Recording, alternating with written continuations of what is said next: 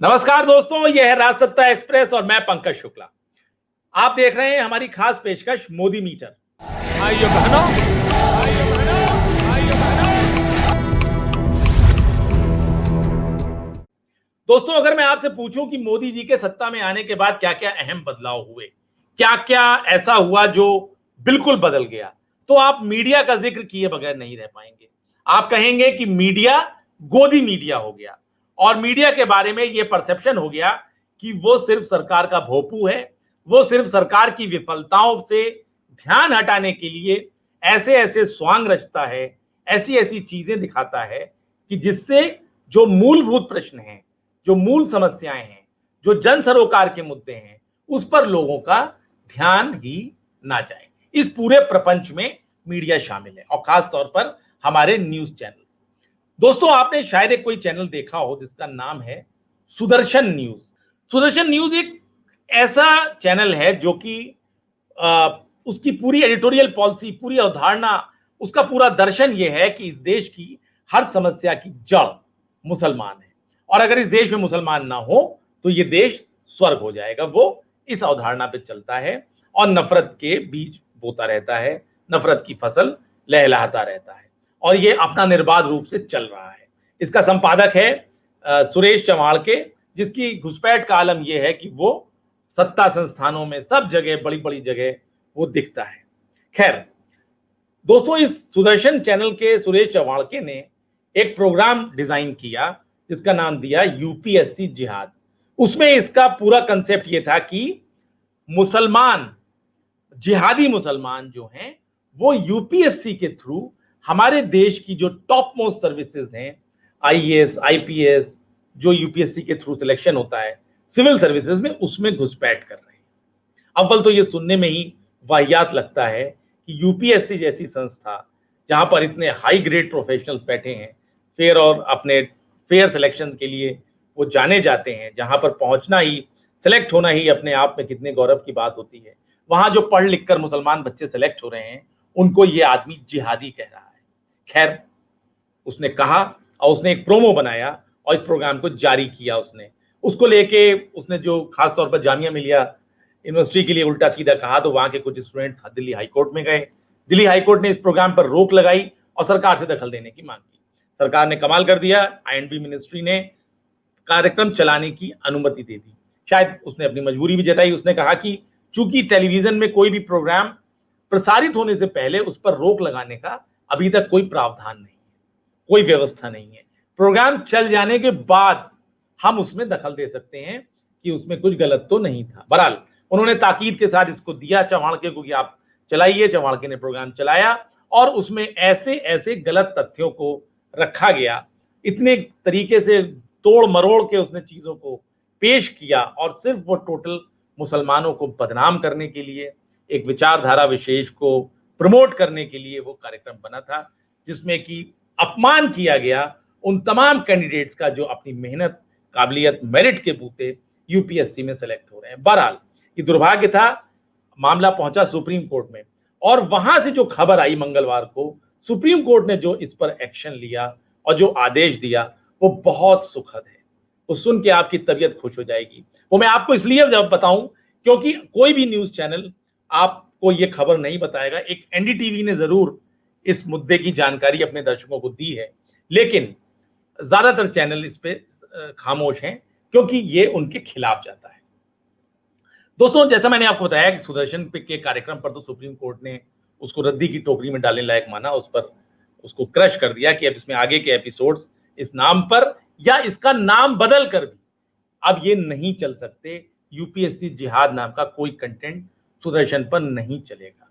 एक तो उन्होंने ये बात कही, लेकिन जो सबसे बड़ी बात है, सबसे बड़ी बात यह है कि सुप्रीम कोर्ट ने इस बात पर आश्चर्य जताया कि हमारे देश में जो टेलीविजन चैनल्स हैं, जो इलेक्ट्रॉनिक मीडिया है, उसकी मॉनिटरिंग के लिए, उसके अनुश्रवण के लिए, उसके रेगुलेशन के लिए, उसके नियम बनाने के लिए कोई नियामक संस्था, कोई रेगुलेटरी अथॉरिटी कुछ नहीं है इस देश में।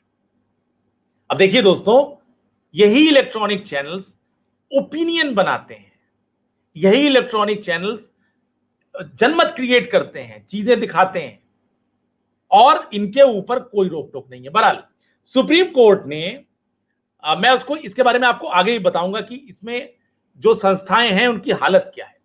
तो पहले मैं आपको बता दूं सुप्रीम कोर्ट ने कहा क्या। सुप्रीम कोर्ट ने कहा है कि 5 नागरिकों की एक कमेटी बनाई जाए, वो कमेटी देखे कि इलेक्ट्रॉनिक चैनल्स का जो हमारे देश में हाल है उसमें क्या किया जा सकता है, इनका कैसे इनका नियमन हो, कैसे क्या इन पर कंट्रोल हो किसी बॉडी का।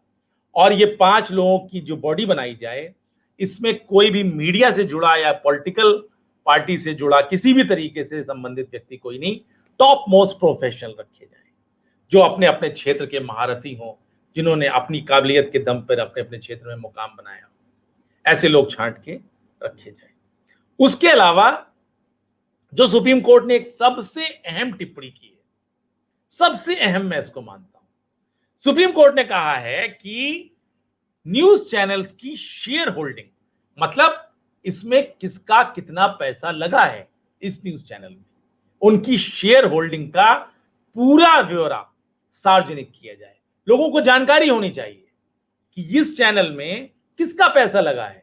मिसाल के तौर पर सुदर्शन चैनल, अगर वो आरएसएस की बात करता है, अगर वो कट्टरवादियों की बात करता है, तो उन चेहरों को सामने रखे, पब्लिक के सामने रखे कि हम इनके पैसे से चैनल चला रहे हैं, उसका सोर्स क्या है, शेयर होल्डिंग उसकी। दूसरा, उनका रेवेन्यू मॉडल क्या है, वो कहां से कितना पैसा ले रहे हैं। आप समझ रहे हैं दोस्तों, सरकार से अगर पैसा ले रहे हैं तो कितना ले रहे हैं, कौन सी सरकार, कौन से राज्य की सरकार कितना पैसा दे रही है, केंद्र से मिल रहा है तो कितना, एक पूरा खाका पब्लिक के सामने होना चाहिए। कितनी आय उनकी विज्ञापनों से हुई, कितनी आय उनकी सरकारी विज्ञापनों से हुई, पूरा इसका। क्योंकि पारदर्शिता की बात करने वाला मीडिया, दूसरों पर उंगली उठाने वाला मीडिया, नैतिकता का पाठ पढ़ाने वाला मीडिया अपने बारे में बिल्कुल खामोश रहता है। सुप्रीम कोर्ट ने ये 2 बहुत अहम चीजें कही हैं। तीसरा, जस्टिस जोसेफ ने एक बात कही, वो भी आपको बताने, उल्लेखित करने लायक है। उन्होंने डिबेट शो, जो टेलीविजन में जो ये मछली बाजार लगता है रोज शाम को, और जिस तरीके से उसमें ड्रामे रचे जाते हैं, उसमें एंकर्स का जो उन्मादी रूप है, जैसे अर्नब गोस्वामी, उन्होंने उस उन्मादी रूप पर सवाल खड़ा किया है। उन्होंने कहा कि एंकर्स जो है डिबेट में क्या म्यूट कर देते हैं मेहमानों को जो वहां पे आते हैं, एंकर्स कितना बोलते हैं और मेहमान कितना बोलते हैं। एंकर्स वहां बैठ के अपनी जो उनके मन में है उसको फैलाने के लिए, उसको बताने के लिए वहां बैठते हैं। तो उन्होंने पूरी एक न्यूज डिबेट पर सवाल खड़ा किया है और यह कहा है कि इसमें एंकरों की क्या भूमिका रहती है। अब दोस्तों, पिछले दिनों शायद आपको याद हो कि जब ये रिया चक्रवर्ती और सुशांत वाला मामला था, चल रहा था, और इसमें मीडिया ट्रायल जो हो रहा है, मीडिया ट्रायल मतलब जिस तरीके से मीडिया इसमें आगे आके पूरी इंक्वायरी कर रहा था, उसको लेके बॉम्बे हाई कोर्ट में एक याचिका भी हुई थी। बॉम्बे हाई कोर्ट ने, अभी हाल के दिनों की बात है, पीछे कहा था कि क्या सरकार का कोई दखल नहीं है न्यूज चैनल्स में, ये उन्होंने पूछा था। उन्होंने कुछ अपनी ओर से नहीं कहा था, लेकिन उन्होंने इस बात पे आश्चर्य जताया था, क्या सरकार किसी किस्म का दखल नहीं रखती न्यूज चैनल्स के मामले में, वो कुछ भी दिखाएं, कुछ भी करें।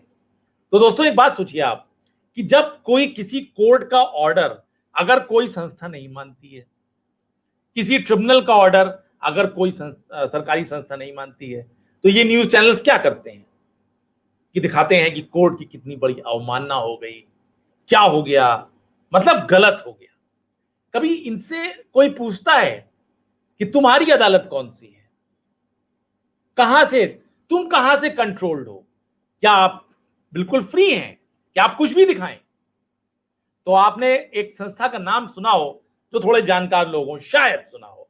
एक है दोस्तों हमारे देश में press council of India, PCI. Retired justice इसका अध्यक्ष होता है, और यह माना जाता है कि प्रेस काउंसिल ऑफ, जब भी किसी को कोई शिकायत होती है किसी मीडिया संस्थान से, तो उसकी शिकायत प्रेस काउंसिल ऑफ इंडिया में की जाती है। आपको पता है, आपको जान के आश्चर्य होगा, घोर आश्चर्य होगा, प्रेस काउंसिल ऑफ इंडिया के पेरिफेरी में, मतलब कि उसके कमांड में न्यूज चैनल्स आते ही नहीं है। न्यूज चैनल्स की शिकायत प्रेस काउंसिल ऑफ इंडिया, जो कि अर्ध न्यायिक संस्था है, वो कर ही नहीं सकता। उसकी शिकायत वहां नहीं होती है। वहां सिर्फ अखबारों की शिकायत होती है। जो दशकों पहले बना था ये पीसीआई, वो आज भी वही चल रहा है, उसी ढर्रे पे। उसमें प्रेस काउंसिल ऑफ इंडिया में अखबारों की ही शिकायत होती है, न्यूज चैनल्स की शिकायत का कोई प्रावधान नहीं है। ना कमाल की बात। और इस पर कोई, किसी न्यूज चैनल ने कभी कोई मांग नहीं करी, कभी कोई डिबेट नहीं करी। अब दो संस्थाएं हैं न्यूज चैनल्स की, जो इन्होंने बना रखी हैं अपनी। एक संस्था का नाम है न्यूज ब्रॉडकास्टर्स एसोसिएशन, एनबीए। अब ये एनबीए क्या है? इस एनबीए में सारे मेंबर्स, जो इसकी पूरी बॉडी है, उसमें चैनल्स के सीईओ, चैनल्स के एडिटर्स, ये मिलकर इन्होंने अपना एक संस्था बना रखी है जिसका नाम है एनबीए। तो ये एनबीए इन लोगों की अपनी बॉडी है, जिसमें ये अपने अधिकारों की बात करते हैं।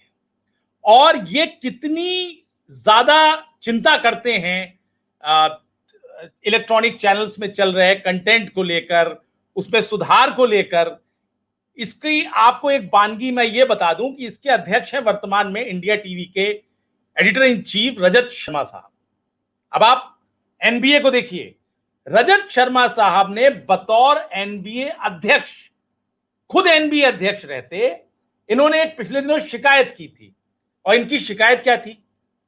आप सोच रहे होंगे कंटेंट को लेकर कोई शिकायत है, या किसी किस्म की मीडिया की छवि, बिगड़ती छवि को लेकर इनके मन में कोई चिंतन आया होगा। नहीं, इन्होंने शिकायत यह की कि टीआरपी में एक चैनल है टीवी9 भारतवर्ष, ये कैसे बढ़ता जा रहा है।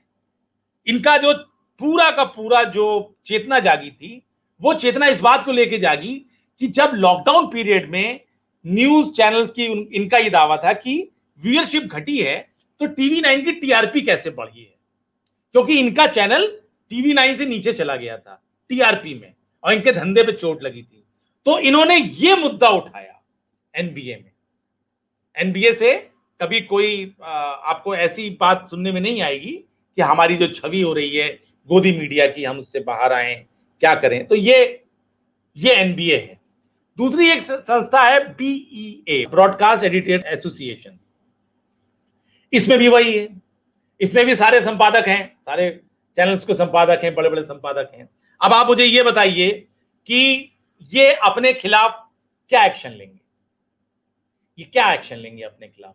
या तो इनमें नैतिकता की इतनी पराकाष्ठा हो, इनके चारित्रिक मूल्य इतने ऊंचे हो कि साहब ये जो है उस लेवल पे जाके दिखाएं कि मुझे अगर अपने ही चैनल के किसी कंटेंट पर कोई एक्शन लेना है तो ले लें। है ना मजाक की बात? लेकिन ऐसा कुछ नहीं है। तो एनबीए और बीईए, इनका नाम शायद आप में से ज्यादातर लोग जो मीडिया से ताल्लुक नहीं रखते हो पहली बार सुन रहे हो। दोस्तों, ये हाल है हमारे यहाँ चैनल्स का।